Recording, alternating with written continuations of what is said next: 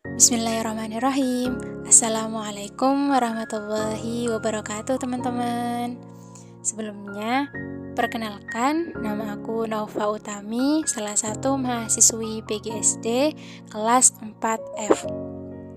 Nah, kali ini aku akan membawakan topik tentang proses transformasi masuknya ipteks dari Yunani ke Arab sampai kontribusi ipteks Islam pada dunia barat atau yang sering dikenal dengan sebutan Islamisasi pengetahuan. Oke, kita langsung ke pembahasan yang pertama ya. Proses transformasi masuknya ipteks dari Yunani ke Arab.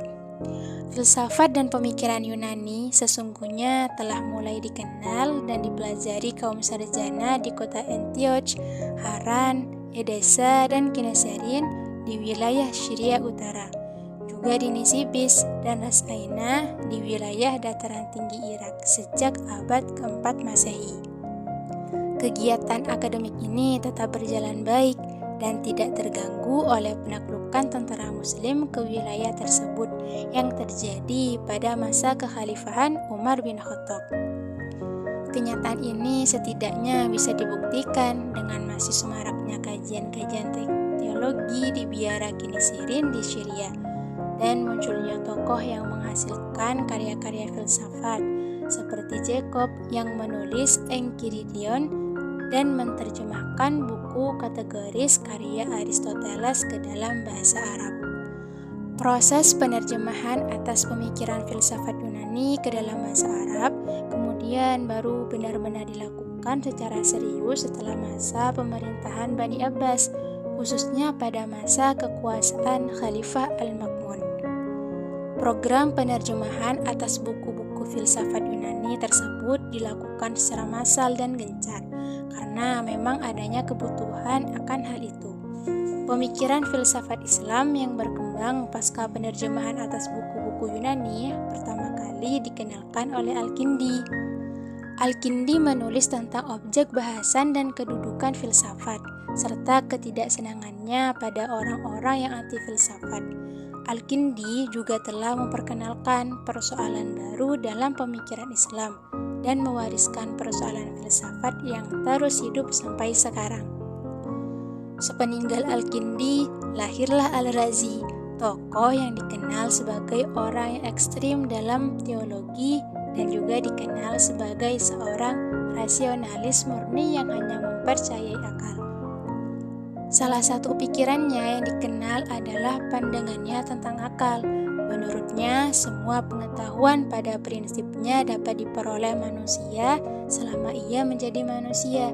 Hakikat manusia adalah akal atau rasionya, dan akal adalah satu-satunya alat untuk memperoleh pengetahuan tentang dunia fisik dan tentang konsep baik dan juga buruk. Setiap sumber pengetahuan lain yang bukan akal hanya omong kosong, dugaan belaka, dan kebohongan. Begitu katanya. Lalu, bagaimana kontribusi teks Islam pada dunia barat? Jadi, dalam sejarahnya, mulai abad ke-11 hingga abad ke-13, khususnya pada tahun 1050 sampai 1300 Masehi, umat Islam telah mencapai zaman keemasan, ditandai dengan adanya kebangkitan dinamika intelektualitasnya dalam segala bidang ilmu pengetahuan secara integral dan harmonis. Sebaliknya, terdapat perlambatan ilmu pengetahuan di belahan Eropa dikarenakan dogma gerejani. Banyak lembaga pendidikan yang mengajarkan ilmu dan filsafat Yunani itu ditutup. Maka kondisi demikian yang menyebabkan para ilmuwan Eropa yang keluar dari negaranya. Mereka kagum terhadap Islam. Dengan kebijaksanaan pemerintah dan semangat umat dalam mengembangkan ilmu pengetahuan menjadi sebuah daya tarik tersendiri bagi mereka untuk terus mencari tahu dan menggali khazanah keilmuan dunia Islam. Adapun upaya-upaya untuk mentransferkan ilmu pengetahuan yang berkembang di dunia Islam ke dunia Eropa melalui menerjemahkan sejumlah buku-buku, juga dengan mengirimkan sejumlah mahasiswa mereka untuk belajar di dunia Islam. Hasil dari pencerahan ilmu pengetahuan inilah yang akhirnya memunculkan institusi baru ilmu pengetahuan di Eropa.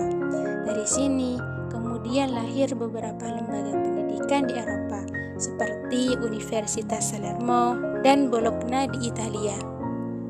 Dalam perkembangan ilmu pengetahuan, para ilmuwan Muslim telah melahirkan berbagai karya besar yang kemudian menjadi referensi bagi para ilmuwan Barat.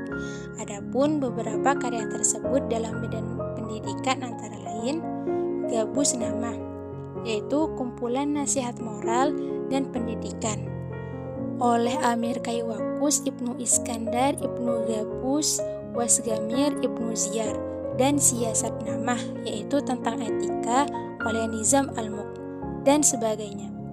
Kendati demikian, intelektual Islam tidak hanya berkontribusi pada bidang pendidikan saja, tetapi juga pada bidang astronomi, matematika, fisika, kimia, ilmu hayat, kedokteran, filsafat, sastra, geografi dan sejarah, sosiologi, ilmu politik, arsitektur, seni rupa, dan juga musik.